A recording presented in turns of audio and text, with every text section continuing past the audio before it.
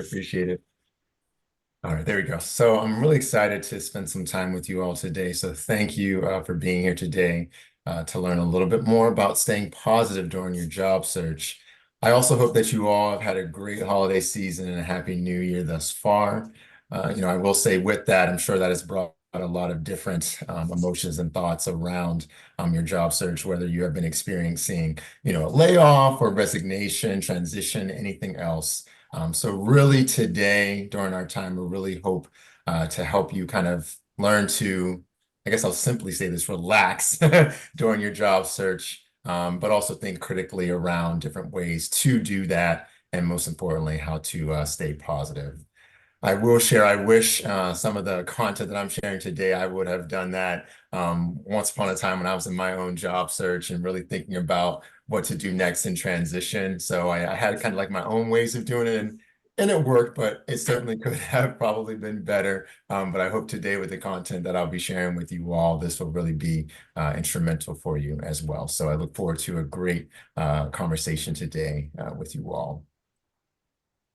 All right, so kind of just a quick overview or outcomes for today's session is to really define resiliency. Resiliency is certainly, I think, a big component when it comes to staying positive in the job search, really staying resilient with all of the ups and downs in the job search, but also in addition to everything else that you may have going on in your life, in the world. So really being able to understand and define what resiliency means, what that looks like, and its importance to well-being. The other pieces to apply positive psychology mindsets, also to help you find your balance in the job search as well, kind of thinking about what that looks like. So we'll dig into that a little bit more. And then lastly, discussing several strategies for increasing resiliency in your job search and process as well. So first and foremost, why is the word resiliency important, right? So as we know, there are many challenges in obtaining a job, certainly, especially in the world of work that we live in, from hybrid work, remote work. I know there's been, series of layoffs over the time throughout the pandemic and kind of thinking like, what does the job outlook look like for 2024? So certainly, yeah, as individuals, you're, adjusting to a major, unforeseen change in plans, that certainly can throw you, for a loop. So resiliency acts as a buffer between, stressful circumstances and helps you to feel more centered, to manage that anxiety. And so increasing resiliency allows us to think more creatively and broadly about our options, during these challenges as well. So let's really dig into a working definition of, resiliency. So looking at these four bullets and how that kind of describes it. So, resilience is the capacity to persist through adversity, adopting strategies that have a positive impact on ourselves and our ability to generate options. Especially useful during times of continued change that require adaptation or feeling stress. And then stress comes from trying to control what you can't, which is always very challenging for all of us, even for me. While greater ease and well-being comes from focusing on the things you can do, including self-care and timeouts when needed. And then the more you accept change and go with the flow, the less stressful that flow seems. So as you can see, I'm citing Dr. Kristen Lee, who actually is an internationally recognized award-winning behavioral science, they're a clinician, a researcher, educator, speaker, and actually a comedian, and they're based here in Boston. So definitely you can do Google search and kind of see some of her work as well too. But she leads and talks a lot around organizational well-being and resilience and sustainability. And so she defines resilience as the capacity to persist through adversity and comes to terms with impermanence. So even before COVID, things in life rarely stayed the same. And so as mentioned, the more you accept that and go with the flow, the less stressful that flow seems. And anxiety, as she states, comes from trying to control what we can't while greater ease and well-being comes from focusing on the things you can do, including self-care and timeouts, certainly when needed. So I know my colleague Lisa is going to be managing the chat, but I don't know if I can ask, what kind of resiliency strategies are individuals using now, or what are some thoughts if you want to put them in the chat? I'll continue on, and maybe we'll come to them in a little bit, but I'll just throw this out there, what resiliency strategies are you using now to kind of think about, and also give you this time right now to reflect as I'm sharing some content on what that kind of looks like for you. So we'll talk now about what are your resiliency challenges, right? And so as you can see, this slide shows various stages of the job search, right? And so our focus today is how we can be resilient through the process. So step one, knowing your VIPs. So I always like to share that acronym, which stands for values, interests, I like to say personality and skills. So I always kind of apply this to when I'm coaching individuals, especially when they're thinking about, they have no idea what they're interested in doing, or they want to transition, thinking about what are the things that you value, what are the things that you're interested in, your own personality, certainly in a personal setting, but also professional setting. What does that look like? How do you work with individuals? What do you bring to a team? And then your skills, right? So kind of your skills and expertise. What is it that is part of your brand? What does that look like? So kind of identifying and knowing that. The second piece is research and target. So this obviously is part of the piece during your job search, researching and targeting specific roles, companies, organizations, and getting a better understanding of their needs in connection with yours.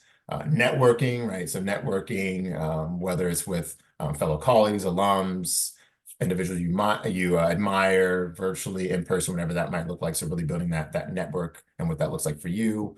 Certainly writing your materials, developing cover letter, resume, any other additional materials, and certainly applying and going through that whole process. Interviewing, the fun part, right? So interviewing for a variety of roles, going through, maybe many rounds of that. What does that kind of look like? Then starting, and then kind of in between before starting the job, hopefully negotiating salary and benefits, and then beginning to start the job and kind of figuring out, all right, day one, 30, 60, 90. All right, what's going on? Is everything going well? And am I enjoying it? And, having that whole experience. And then the last piece, career management. So really thinking about, what does that look like, kind of moving forward? How is this role or whatever it may be, or in this process, going to be the trajectory for your career, and what does the outlook kind of look like for that as well too? So these are some different steps that also involve a lot of challenges around your job search, a lot of things to kind of think about and reflect on as well. So once again, a few questions to kind of ask, to kind of get you thinking. Once again, you can follow up as we get to the Q&A piece, but I'll ask this question for you all.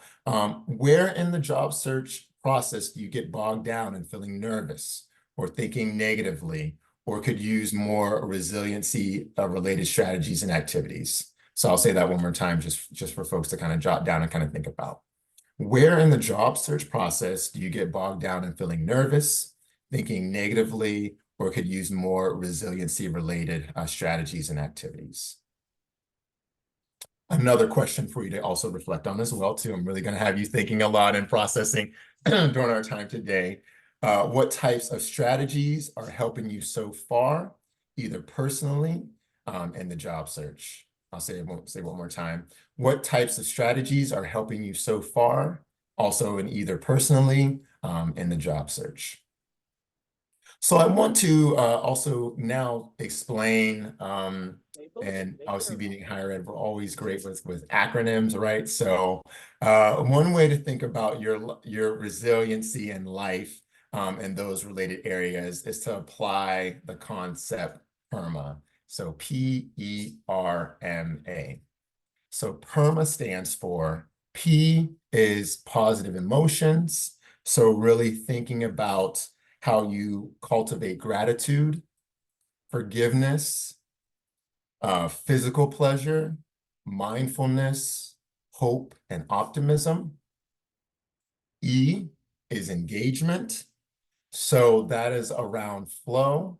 So the term flow, and I think I talked about that a little bit earlier, but thinking about what are kind of activities that, or hobbies or whatever it may be, that you enjoy and you kind of just lose yourself in? It's all about not necessarily doing it for an outcome, but doing it because it's something that you enjoy. I know many people enjoy like playing the piano or doing some type of crafts or playing sports or yoga or exercise and whatever it may be. What does that look like in regards to your own engagement and flow? What are the activities and hobbies that you can do where you just lose yourself and you honestly also lose track of time and you just enjoy and you have fun and there's so much satisfaction? So kind of thinking a little bit more about that as well too. And I know flow also applies to those who are also like writers. Like when you're writing, you're just in a flow and you kind of, or creating, you're just going and moving and you're kind of getting lost in kind of your own thoughts and creativity. And that can also be a great way, for kind of therapeutic reasons as well. So our relationships, so that is certainly connections to others, life purpose, and support in regards to what do those relationships look like for you? How do they inspire you, empower you, and also vice versa? What brings you energy from those relationships and joy and pleasure and satisfaction? M, meaning, so belonging to and serving something bigger than oneself. So, whether you volunteer or, do anything similar to that as well too. What does that look like to you and for you in regards to finding that meaning and purpose in some of the activities or things that you may do in your life as well too. And lastly, A, accomplishment. So achievement, that competence, success, mastery for own sake. So really being able to, things that you do accomplish, and some of that can also kind of tie into engagement, but some of the things that you love to really work towards or have a goal towards, really trying to develop that and create that sense of mastery and success as well too. So PERMA is a great acronym to kind of just think about, in regards to resiliency in your own journey. How do you apply those to all facets of your life? So definitely take some time to kind of reflect on that. And so once again, another question for you to kind of think about, and which of these areas do you think you would like to move the needle on or focus on related to your job search? And once again, I'll add, which of these areas do you think you would like to move the needle on or focus on related to your job search? I'll add, it's important to develop and use strategies that work for you, right? So no one's the same. So all of you could certainly use all of these or one of them or two of them, or none of them as well, but really thinking about what really works for you, right? So different things work for different people, as we know, on different days, and one thing might work better than the other. So maybe right now, one of those strategies working, and maybe in another 2 weeks, next month, 2 months from now, it's something else that you're really going to shift towards as well too. And that is certainly okay. So I'll move and shift a little bit forward to about 6 strategies we're going to think about for increasing your resiliency as well. So the first one around our resiliency strategy is reframing, right? So as you can see, there's a lot of myths, and these are just a few, but I'm sure there's myths that you have heard or thought about or someone has said to you around, different things in regards to the job search, right? So, there aren't any jobs post COVID-19. Even if there are opportunities, I won't be hired. These jobs are all STEM. I'm not really finding what I want to do, and maybe a particular geographic area, maybe on a particular salary range. My whole future will be ruined because, I'm not currently working right now, or I'm experiencing some different hardships. So why is that? And so these myths, these thoughts around reframing really focus on catastrophic thinking. And so catastrophic thinking is when our brains skip rational thinking and go to worst case outcomes or scenarios. And so when we are stressed, the primitive part of our brain kicks in with the fight or flight response. And so that works well in physical situations, less well when a change of mindset or plan is called for. And so it can be reasonable sometimes to do this, certainly in those particular situations, but just don't stay there, right? So resilience, as mentioned, is the ability to change your mindset. Reframing provides a way to help you change your perspective so you can see the problem from a different and potentially more positive angle. Reframing is a way to solve problems by looking at the problem with a new outlook or from a different point of view. Reframing can spark innovation and creativity. And if you solve every problem the same way, chances are there will be no new ideas or innovation. So kind of thinking how to kind of manage that in unique ways. So in reframing, you need to name what's going on and then to reframe it. So research shows that if you don't name it and look at it, it's hard to change it. It'll creep up and stick with you for however long that might look for you. So I'm always sending you questions and thinking about questions. So what are some of your own thoughts, fears, things you tell yourself that might need reframing? What are some of your own thoughts, fears, and things you tell yourself that you might need reframing? And maybe some of these thoughts, some of these myths that are there, you've already kind of thought about already, right? So kind of thinking about how to reframe that. And so even think about what would be a possible way to name and reframe these statements as well. And just to kind of give you some examples for opportunities for reframing, right? So asking for virtual or in-person coffee chat to do some networking can be very awkward, right? Or I can't ask, they're too busy, or no one will want to do it. All these kind of doubts around thinking about what to do and how to approach this, right? And so when you want to reframe and use intentional thinking, think about it as asking for directions or creating a community of connections, right? One reframe to consider is finding ways to give something as part of, requesting things. So for an example, from a great website, Givitas, I always feel like I butcher this, but it's spelled Givitas, by Daniel Pink. He talks about and allows you to think about how you can look at it as being like a volunteer with an ask and having an ask, and kind of thinking about reframing and using some intentional thinking around reframing. And so in addition, there are more casual sites such as like meetups or Zoom meetings that can also be easier to do with asks as well. You can also look at a good suggestion is professional associations, certainly depending on certainly your level of time or interaction or courage, and maybe think about holding yourself accountable or doing maybe even more of like I like to say like a networking challenge, just to maybe say, okay, I want to network with one person or two people or no more than five. But most importantly, thinking about what works best for you as well. So another thing to kind of think about in regards to reframing is certainly the stress around it, right? So we already talked about kind of that fight or flight, that escape, that challenge. What does that mean? And it's important to think about how we make use of the energy that stress gives us to respond in the ways that reflect our values, our needs, and goals. So stress can be reframed as excitement, right? So think about that before you go, whether it's into an interview or in either you're doing like public speaking or anything that kind of brings that stress for you as well too.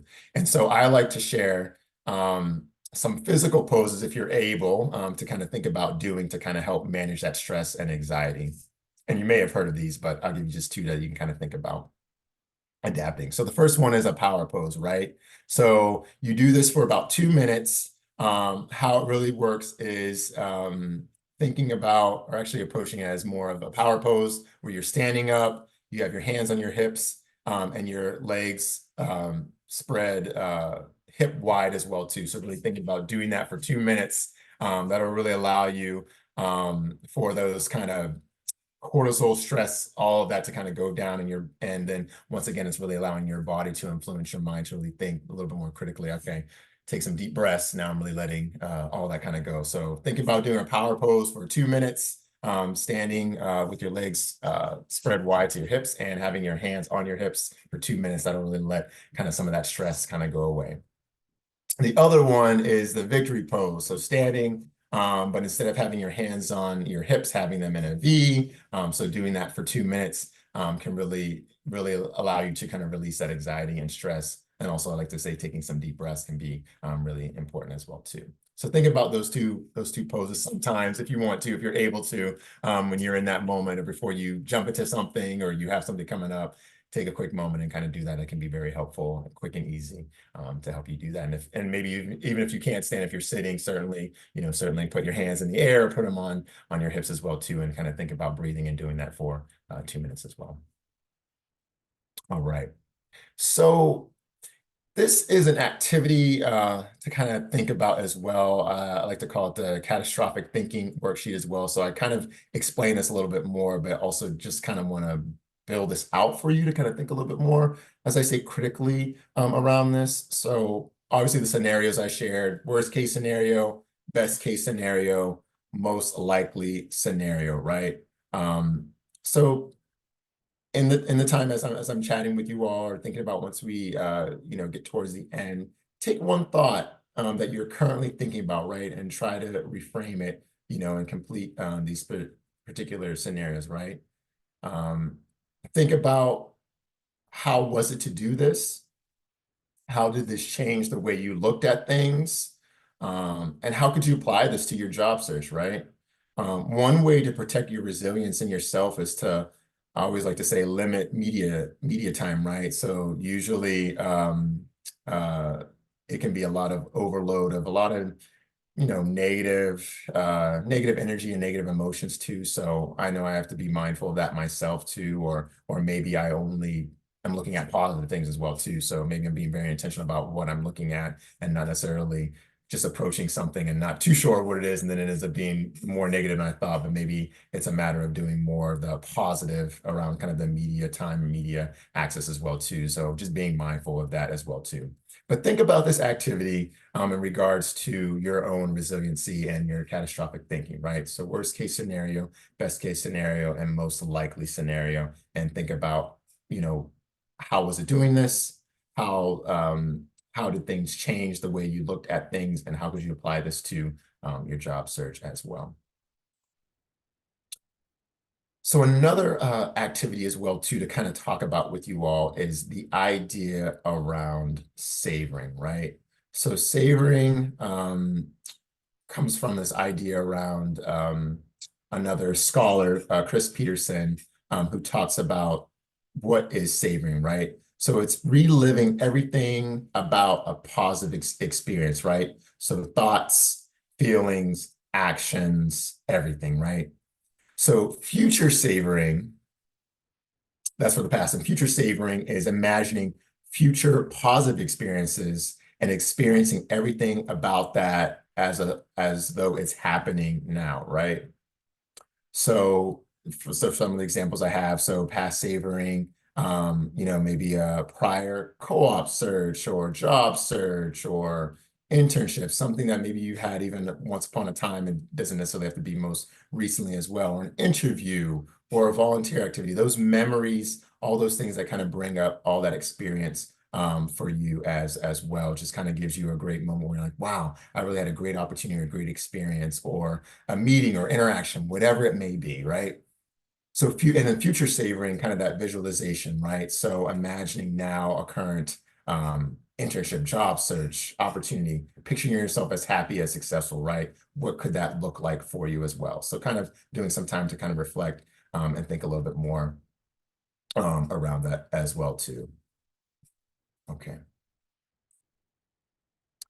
Another activity, I know I'm overloading you with a lot of different activities to reflect on, is a great app called Whoop. I don't know how many of you have heard of it. I actually haven't used it yet. I did download it once upon a time, but now that I'm talking about this into existence, I know that I need to utilize it myself. But Whoop, once again, higher ed background, another acronym, right? So the Whoop stands for Wish, Outcome, Obstacle, If / then planning, right? And so as you can see, and I'm going to show you a video shortly, a little bit around kind of the dynamics and understanding of the I believe actually she's the creator of Whoop. We're really thinking about how to use this app, this activity, to kind of think about your own strategy, wish, outcome, obstacle, and planning, right? And so to kind of break these down a little bit, so when you think of wish, right? So for your wish, you know, when you're rating a wish, right? So on a scale of 1 to 10, um, only a 9 or a 10 is a real true goal, right? So also what does that look like for you? And so I always suggest it must be a 9 or 10, or you usually won't do it. So if you are really, really certain about making this wish, certainly I will say think of it on a 9 to 10 scale, right? No guilt, no guiltiness at all. So go, certainly go for it as well. So here's an example, and then like I said, I will we'll switch over and show a quick YouTube video of a little bit more about what Whoop is. So example for wish, right? I wish I have my job and it's amazing. So really thinking about some declarative statements, for your goal, thinking 9 to 10, how you would kind of rate that and think about that a little bit more clearly. Outcome, right? So picture your outcome, right? What do you feel when you achieve your goal? You feel a sense, right? Savoring that detail. It feels amazing. It feels electric. You feel energized. Really savor, right? Be outrageous around kind of that feeling. And what does that look like? Obstacles, feeling negative, right? Feeling overwhelmed, really being able to see that and call that out. What does that, look like for you? I know we had mentioned that a little bit earlier. And then the if/then plan, right? If I feel negative, right, and overwhelmed, then I will ...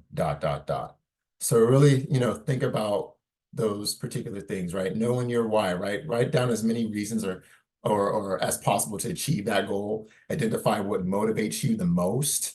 And once again, really see it. Really think about, what that looks like for you as well.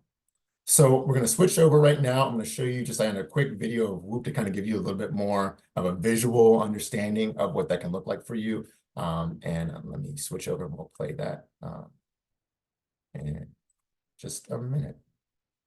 All right, let me share my screen again. I hope this works this time, please. Oops. Just share my screen.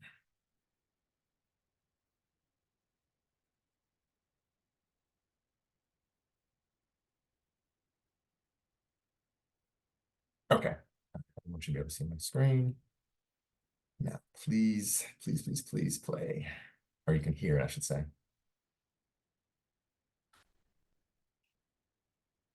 Is it working?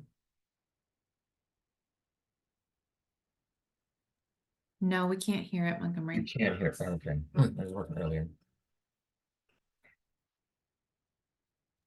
Lisa, there should be a Oh, share setting. sound. Got There it. The special thing about Whoop is something people can integrate in their daily life. You identify a wish, you identify the best outcome of fulfilling that wish, you identify the obstacle, and then you make an if-then plan. So the acronym is wish, outcome, obstacle, and plan. So it's Whoop.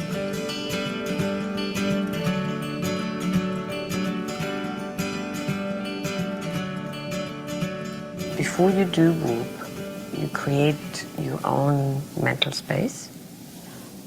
You calm down in the sense that you understand that the world is the world, but now you are you, and you can leave out all the world's business for a moment. Even if you do it briefly, you always need to have the mental space, and that means no cell phones, no email, no kind of double tasking of any kind. It demands mental effort, and you really need to have the mental effort in place. Otherwise, it's useless. Let me make sure my cell phone's off then. Put your cell phone off. My cell phone is off. Okay, great. All right. And just make yourself comfortable. This is your time now. And reserve it for you, and everything else has to wait now. Everything else has to wait. And now I want to ask you, what is the wish that is dearest to you, but which is still challenging? But you can do it. In any particular conversation with my wife, with my 2 sons, with the folks I work with, I would like to be fully present in that conversation or in that experience. If I'm playing with my boys, hanging out with my wife, there's always something else. There's always work. Or if I'm at work, there's always the pressures of home or what the expectations are there. That would be a good wish, to really be fully present. Can you phrase it in 3 to 4 words?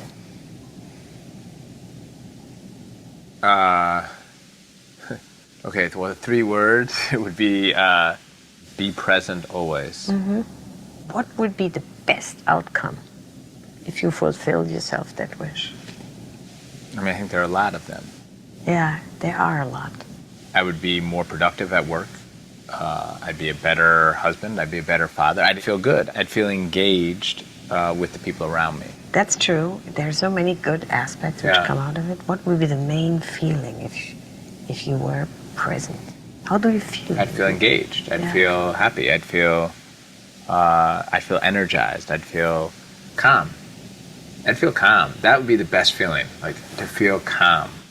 You know, because I feel like what I feel now is I feel like I'm rushing from thing to thing. If you say it in 3 words again, I'd feel calm. you feel calm. Yeah. Okay, great. So keep that, I'd feel calm, in front of your mind. And now let your mind go. But imagine this feeling of calmness.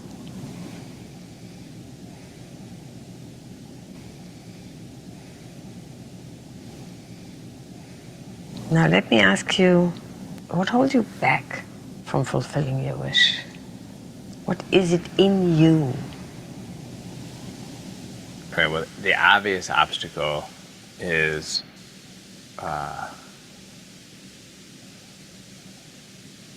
I'm busy. Professionally, I have lots of responsibilities, which I love, but there's a lot. So there's my wife, there's all the work stuff, there's 2 boys, 3 brothers and sisters, my parents.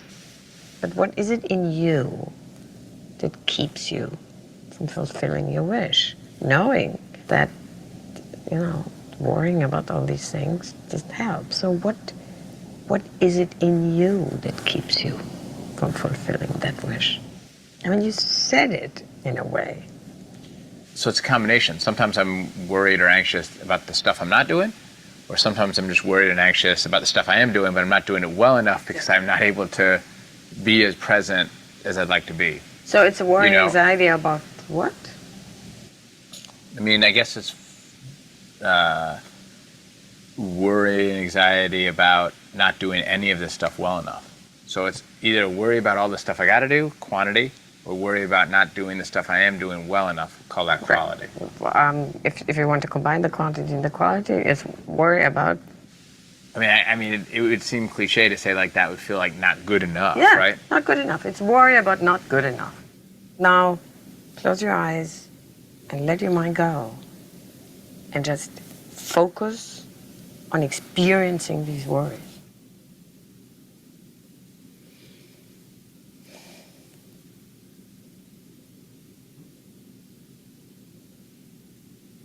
And now we go on.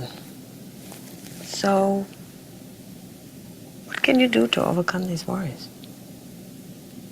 What is a behavior or a thought which you think is effective? If you do it, it's effective. If I do it, it's effective. I'll take breathing. Okay, so then we do a very simple if-then statement. So when will this worry come up next? And where will it come up next? I mean, it's going to come up as soon as we say this is over, Exactly. right? Like once we say this is over, I mean, it's already starting to come up because I know it's coming to a close. Okay, make an if-then statement. If I start to worry, then I will breathe in for a 5 count and out for a 10 count. Combine it with, then I will tell myself, Tell myself, what's the worst that can happen? right. Wish, Wish, outcome, outcome. obstacle, plan, You can do it with respect to the next appointment, with respect to any of your, where you want to be present. But it manifests itself in so many kind of short-term wishes.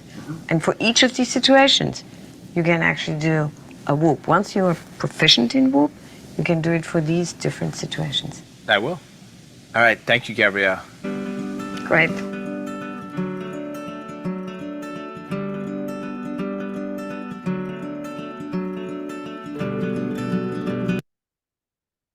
All right. I'd like to share. Oops.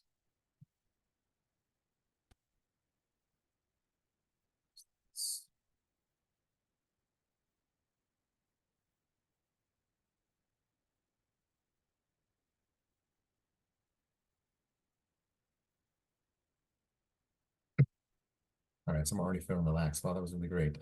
So hopefully that helps you kind of, I can be a very visual learner, so an audio and all those things. So I think that really is really helpful to kind of see how it was demonstrated with the founder and creator of Whoop. So yeah, certainly download that app. Like I said, I downloaded it. I just need to hold myself accountable and use it perhaps this year. So yeah. All right. So another kind of activity or strategy, if you do this or haven't thought about it, is a gratitude journal, right? So a gratitude journal are certainly a resiliency happiness booster.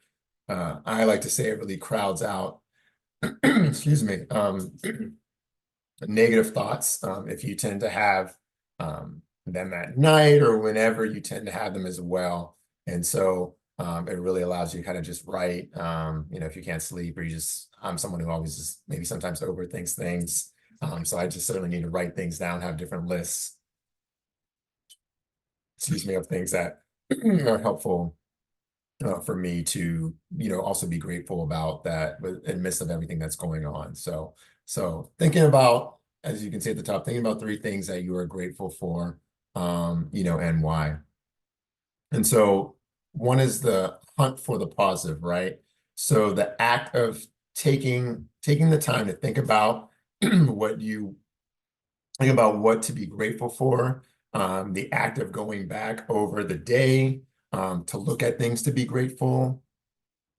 The process also impacts you positively, thinking in terms of your mindset. So that can certainly be about physical, mental health, or other benefits as well. One practice you can think of is maybe doing it before lunch or dinner, or whenever you find that negative or that self-critical kind of thought kind of creeping in, right? And Dr. Tal Ben-Shahar from the Whole Being Institute likes to talk about when we appreciate the good appreciates us, right? And so we're stronger when we think about, the good things as well. Also, when you think about a kind of sense of gratitude or stages of gratitude, you think about, you can also think about writing to people as well. Maybe even thinking about a gratitude letter. It always means a lot when I feel right now, since we're still kind of new, 11 days into the new year, and Happy New Year, all the holidays and things have happened too. And I think kind of thinking about a new perspective for the new year is also certainly a great time to think about, showing that gratitude to someone or group of people as well. It can be very helpful to kind of set the tone for that. Another thing you can also think about creating is jolts of joy. So something that genuinely brings a smile to your face, something you can reach for when you need to inject some heartfelt positivity into your day. Thinking about someone who makes you laugh, a game that relaxes you, favorite cup of tea. I'm a tea person, so I had my tea earlier. When you feel negativity narrowing kind of in your way. And that idea comes from Michelle McQuaid from the Wellbeing Lab as well. So choose one day each week, if you're able, where you set yourself the challenge of doing 5 nice things for someone else, right? So thinking intentionally what that could look like, and that could be anyone whoever's kind of in your network or stratosphere to kind of think about choosing one day each week where you set yourself the challenge of doing 5 nice things for someone else.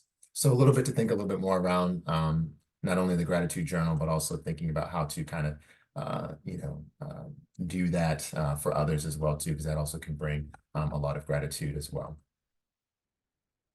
Another strategy as well, a positivity ratio. So obviously, we know so many searches, job search, internship, or whatever you name it, can be certainly challenging. So notice 5 things, even small interactions that go right in your day, right? So they don't have to be big or lasting a moment or whatever. They can be a kind of, as they say, a positive micro moment. So an example is in your job search, you reached out to an alum and they email you back, or you go on a virtual coaching job search group and you find one good tip, maybe today. So really thinking about what are some of those positive kind of ratio things that are kind of happening for you daily as well too. Can be really, really helpful as well to kind of think about that positivity ratio for yourself. Another strategy is meditation. Certainly can't do this enough. I know that I need to do this some more as well too. But a nice quick kind of, if you want to do this right now with me, a quick kind of meditation that you can do.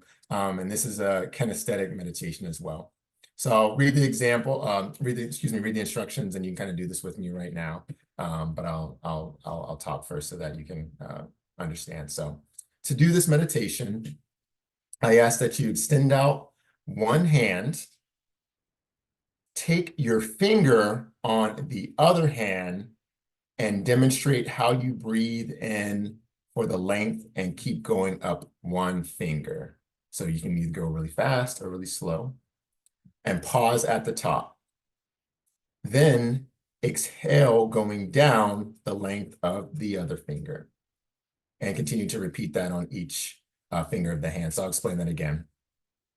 So extend out one hand. I know it's kind of hard on Zoom. Take your finger on your other hand and demonstrate how you breathe in for the length of going up that one finger. Make sure to pause at the top. Exhale, going down the length of the other finger, and then repeat it on each finger on the other hand as well. Certainly, this is just one technique. There are many other, meditation techniques as well, apps as well, Calm, Headspace. I know those are very popular apps as well too, that I've heard a lot about, and maybe some of you also use those as well too. So those can be some great tools and techniques to kind of use. But yeah, that quick one with your hand can really help kind of control the breathing, think a little bit more about, kind of like a meditative space as well too. All right, let me keep moving because I know time is flying. I definitely want to make sure we have time for our questions as well.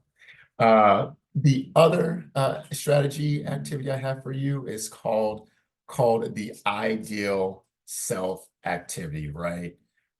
So this activity is really good to do before maybe you're about to engage at a networking event, or you're going to have a coffee chat with a colleague or mentor or an alum or whatever it may be. This allows you to, I would say, rewire your brain. And when you do that, happiness obviously will come, and you really think about how to kind of think about yourself in a more positive way, when you're thinking about this ideal self activity. So here's an example, right? To kind of think about these six qualities. So I'll explain this a little bit. Thinking of the activity. So think of someone you admire, or a combination of qualities you admire in different people, right? It could be someone you know, or it can be a historical figure you admire, or someone on TV, right? So write 6 qualities. These certainly could be adjectives as well. So you'll write, I am blank, I am blank. Now take these adjectives into one sentence with your whole list. I am blank, blank, blank. So let me give you some examples, right? So I'm writing, I am upbeat, I am positive, I am confident, I'm happy, friendly, and fun. And how I'll break those down a little bit more.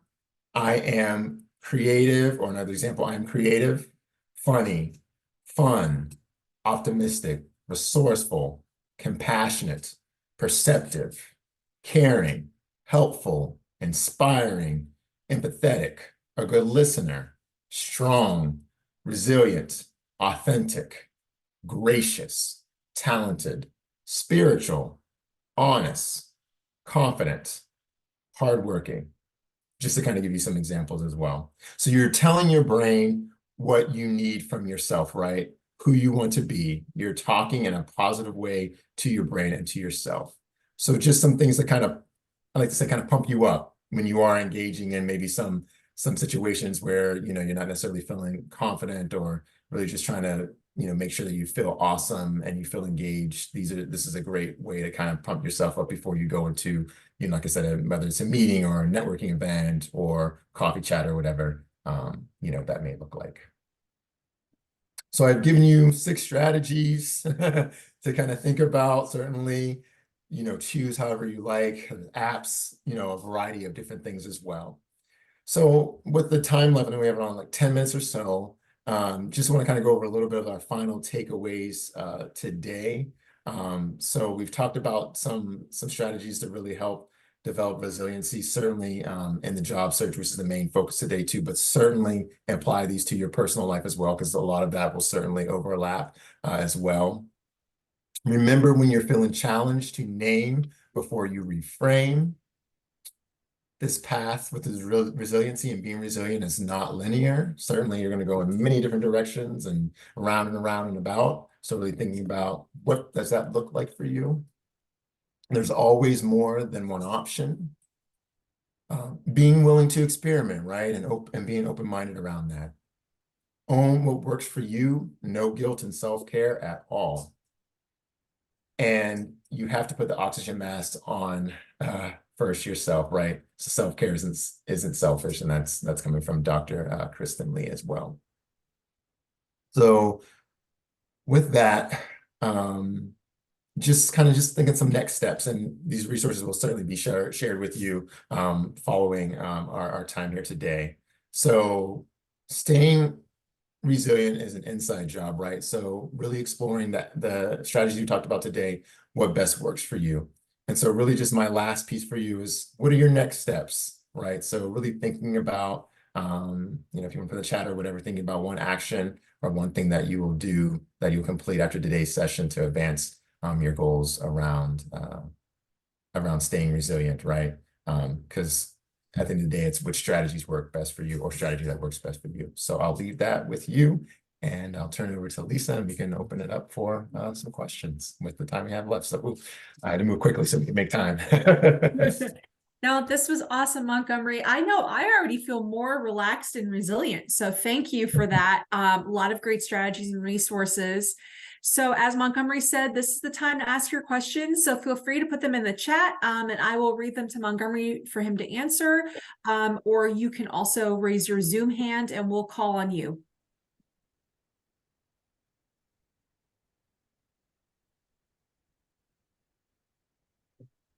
While we wait for questions to come in, Montgomery, I just want to share, some folks are putting in, they really appreciate all the resources you talked about. This has been so helpful.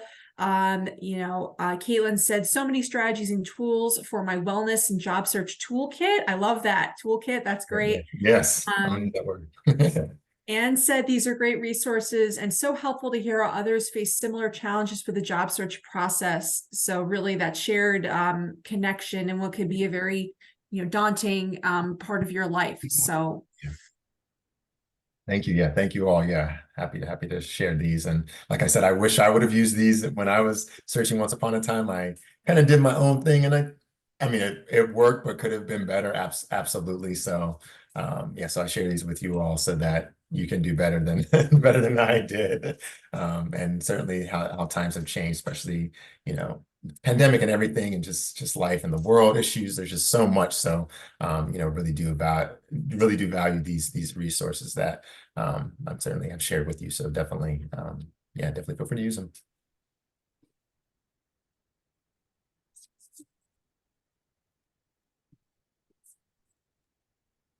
Any other thoughts or questions from folks as we enter into our last few minutes of the session?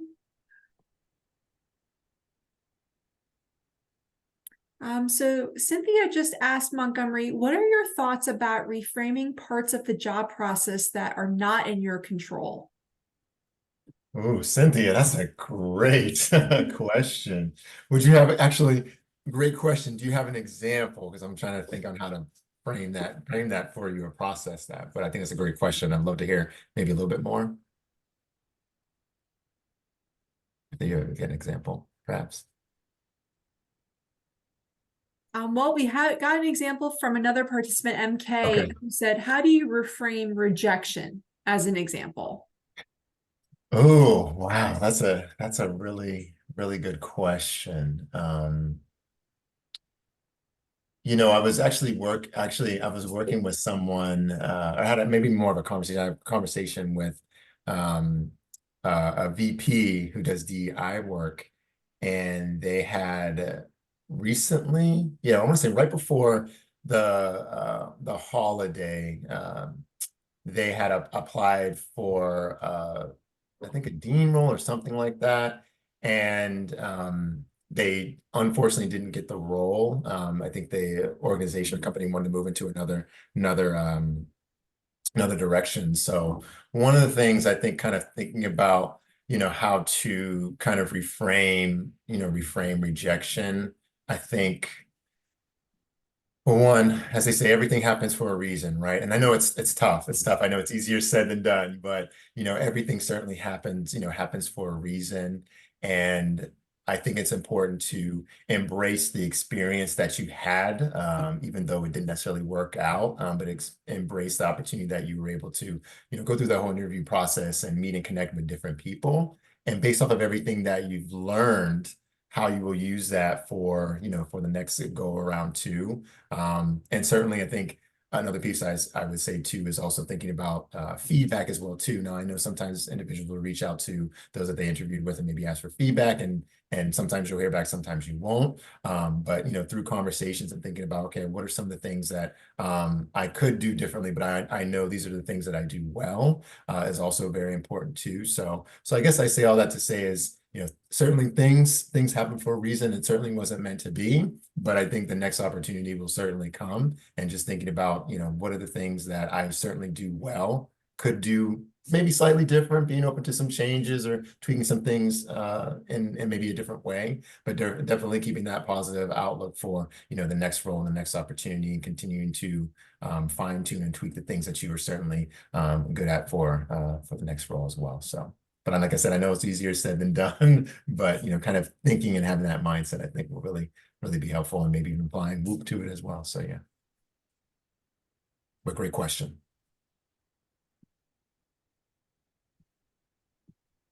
Any other questions?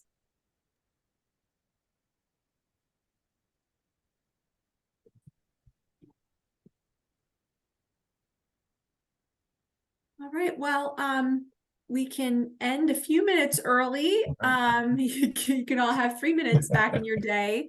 Thank you so much, Montgomery. This was fantastic. Again, a lot of excellent resources and strategies, as well as activities that we can put to use, which is super helpful. I will be sending out an email to all of you next week with a follow-up that has the recording and other resources, including contact information. So please feel free to reach out at a later date, and you can certainly ask questions at that time. And with that, we will conclude. Thank you again, Montgomery, and I hope everyone has a great day. Thank you all. Take care. Happy New Year again.